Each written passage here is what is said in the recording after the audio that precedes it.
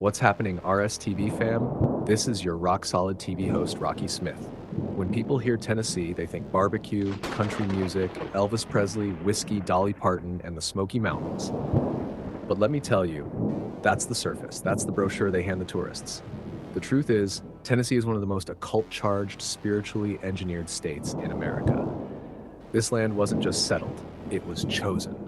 Chosen by powers that understood its geography, its history, and its spiritual weight. From ancient stone altars hidden in the mountains, to a full-blown temple to the goddess Athena in downtown Nashville, to the Vatican itself secretly buying up Tennessee's soil, this place is a stage for rituals, past, present, and future. And the biggest secret they're hiding is that Tennessee is not simply the volunteer state, it's a ritual ground for the rulers of darkness. The term conspiracy theorist was weaponized in 1967 to silence truth seekers. Now the same media that lied about MK Ultra, Tuskegee, and mass surveillance wants you to mock anyone who asks questions. Wake up. This isn't a theory. This is rock solid TV. And I already know this one's gonna ruffle some feathers.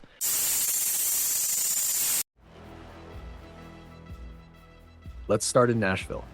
Most people don't even know it exists. A full-scale replica of the Parthenon of ancient Greece. This isn't some kitschy roadside attraction. It's a massive pagan temple built brick by brick in 1897 for Tennessee's Centennial Exposition, and it has stood ever since as the city's most iconic structure.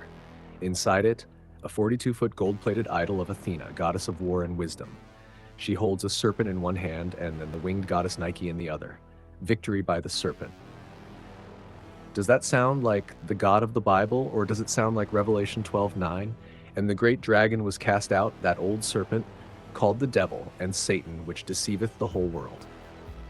Why is this idol standing tall in the heart of the so-called Bible Belt? Because Nashville is not just Music City, it's a temple city. And the elites know exactly what spirit presides over it. Now head east into the Smoky Mountains and you'll find secrets that go back long before Nashville was even a thought.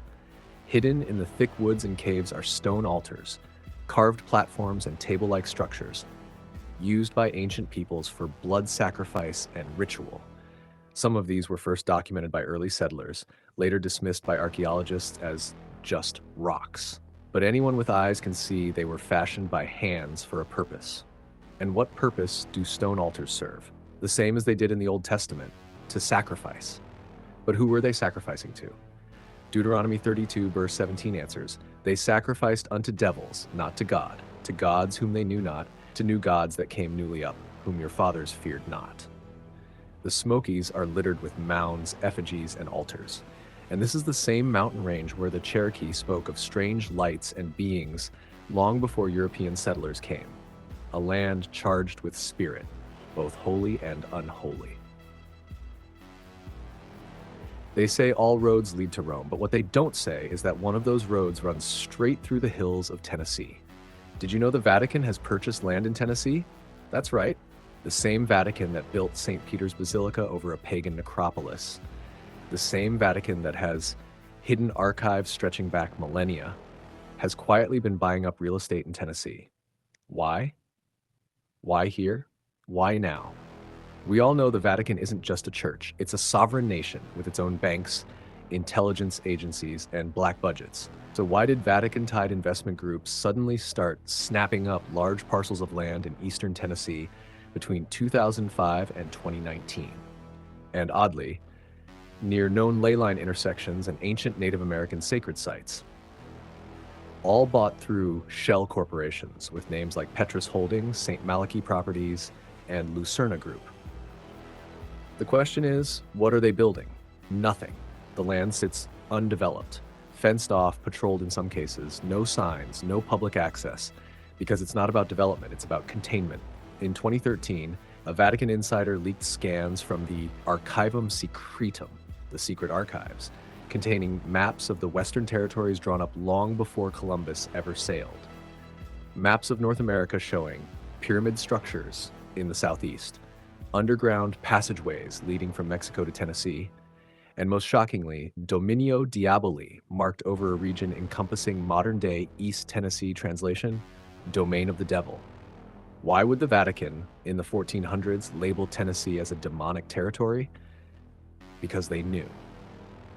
They had records from Babylon, Egypt, and Enoch. Here's where it gets biblical and bone-chilling. An old Jesuit prophecy speaks of a time when the dragon shall stir in the hills of the New World. The southern gate shall be reopened, and the one who walks in light but speaks in shadows shall reclaim the lost altar. They believe certain areas on earth act as gateways for angels, demons, and something in between. And the southern gate, according to encoded coordinates found in that same prophecy, points to Tennessee. They know where the altars are. They know the blood that was spilled on this soil during the Civil War. They know the ley lines running through these mountains, and they want it secured for their purposes. The Vatican has always been obsessed with sacred geography. They plant their churches and shrines over ancient pagan sites. They build cathedrals on ley lines, and now they've got their eye on Tennessee. Let's not forget the Civil War. Tennessee was a major battleground. Shiloh, Stones River, Franklin, Chickamauga, just across the line. Thousands upon thousands of men slaughtered, their blood soaking into the soil. The name Shiloh means peace in Hebrew, a messianic title. Yet what happened there? One of the bloodiest battles in American history. Peace turned into mass death. That's not coincidence, that's inversion. Occultists understand that spilled blood empowers a place spiritually, and Tennessee is dripping with it. That's why you'll hear locals talk about ghost stories, hauntings, and cursed land. The spiritual energy is real, but the elites see it as fuel. We've all heard the watered-down version of the legend. In the early 1800s, the Bell family of Robertson County was tormented by an invisible force that scratched, slapped, screamed, and even prophesied future events. Voices in the walls, objects moving on their own, a disembodied entity calling itself Kate. But here's where it gets real strange. This entity had knowledge it shouldn't have had. It predicted the exact date and hour of John Bell's death. It quoted entire Bible passages from memory from multiple translations. It could be in multiple places at once, speaking to visitors miles apart, simultaneously.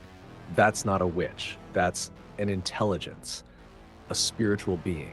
You think it's a coincidence that Adams, Tennessee sits right on top of one of those ley line intersections we talked about, or that strange electromagnetic anomalies have been recorded there for decades, or that locals still report poltergeist activity, strange lights, animal mutilations, and missing time? What if the Bell Witch wasn't targeting the bells at all? What if it was just the first to slip through? There are other stories of phantoms and demons appearing long before the Bell family ever showed up. Cherokee shamans warned of shadow spirits in certain caves that walked through stone. Early French fur trappers recorded journals describing creatures with no faces roaming the hills of Middle Tennessee. Civil War soldiers stationed near Shiloh wrote about whispers in the woods and blinding flashes of light from underground, patterns, cycles, openings.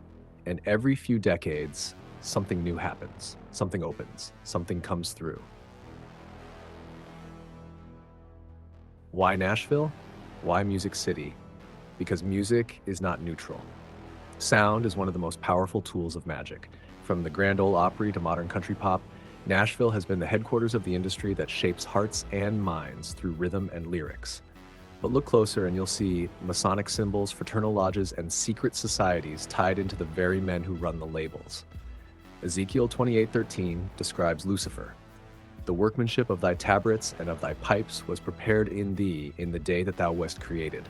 He was built with instruments in him, and he still uses music to channel power. Nashville's Parthenon isn't just symbolic. It's the spiritual counterpart of the music machine, the idol on the hill and the sound in the air working hand in hand. Now go east again to Oak Ridge, Tennessee, the secret city. This was the site where uranium was enriched for the first atomic bombs. They tell us it was science. But what is nuclear fission if not alchemy on a grand scale? Splitting the atom, unlocking hidden fire, playing God. With sections the public has never been allowed to see. Former workers have reported strange humming sounds coming from beneath restricted zones, sudden memory loss after entering certain labs, non-human figures glimpsed through reinforced glass standing motionless in sealed containment units. One former contractor even said, "What we were working with down there wasn't from Earth, and it wasn't dead either." Sound too wild? Ask yourself, why does Oak Ridge, a supposedly obsolete nuclear facility, still get billions in funding every year? Why are areas like Land Between the Lakes and the Cumberland Plateau closed off so often for training exercises? Why did Native American elders warn settlers to never settle in certain areas? Because things walk through there that do not belong in this world. Could it be that Tennessee isn't just a state, it's a spiritual crossroads? Could the real reason for secret tunnels, military zones, and national park seizures be that Tennessee is home to something far more powerful than nuclear weapons? Does this sound like the Tennessee they taught you in school? Or does it sound like a containment zone wrapped in Southern charm, hiding an ancient terror beneath bluegrass and barbecue? They didn't choose Oak Ridge randomly. They put the secret city right in the heart of this spiritually charged land, using it to birth a weapon of mass destruction, a literal fire of judgment. So what ties it all together? The Parthenon in Nashville, the stone altars in the Smokies, the Vatican's land grab, the bloody battlefields, the secret city at Oak Ridge. The truth is, Tennessee was never just another southern state. It was chosen. Chosen as a spiritual crossroads, chosen as a testing ground, chosen as a ritual site.